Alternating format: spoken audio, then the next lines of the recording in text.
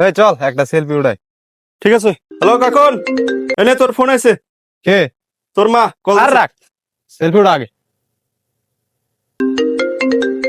Hello কাকন, তোর মা phone দিছে। আর রাখছে, সেলফি উঠা। ওটা ফোনটা ধর, তোর মা ইমার্জেন্সি হইতে পারে। ধর বাদ দে। হ্যালো কাকন, তোর ফোন আছে।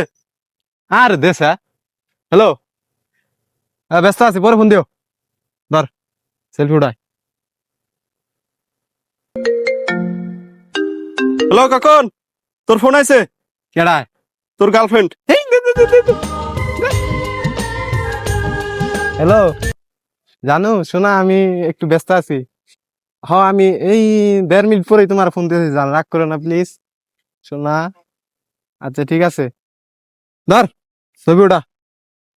এই বেটা, তুই কিসের ছবি উঠাবো? তোর কেন? ফাজিল কোথাকার। হ্যাঁ, কেন? তোর মা ফোন দিছে, সেই ফোন তুই মনে হয় ধরলি না। আর তোর গার্লফ্রেন্ডের কথা যখন বলছি তখন ফোন হাই জানু, তুমি কেমন আছো? আমি একটু পরে দেখা করতেছি।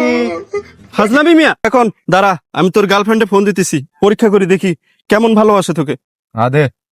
হ্যালো, কি বলেন?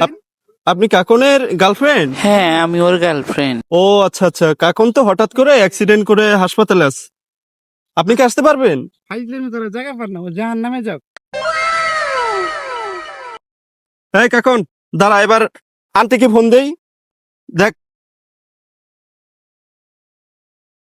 হ্যালো আন্টি, কি বাবা বলো? কাকন তো অ্যাক্সিডেন্ট করে হাসপাতালে ভর্তি আছে, আপনি কি আসতে পারবেন? তোমরা ওকে মেডিকেলে নেওয়ার ব্যবস্থা করো, আমি এক্ষুনি টাকা নিয়ে আসছি বাবা। আচ্ছা আচ্ছা আচ্ছা ঠিক আছে। দেখ কাকন, আমি প্রমাণ করে দিলাম, তোর গার্লফ্রেন্ড আর হচ্ছে মা। কখনো মায়ের সাথে গার্লফ্রেন্ডকে তুলনা করবি না, ঠিক আছে? মায়ের জায়গায় মা, মা খুবই মমতাময়ী। আর হচ্ছে গার্লফ্রেন্ড হচ্ছে কি সুসময়ের বন্ধু, আর হচ্ছে দূর সময় কি মানে স্বার্থপরী, ঠিক আছে? আমি বুঝতে পারি নাই, সরি মা। আমি তোমাকে অনেক ভালোবাসি। আই লাভ ইউ মা। উই লাভ ইউ মা।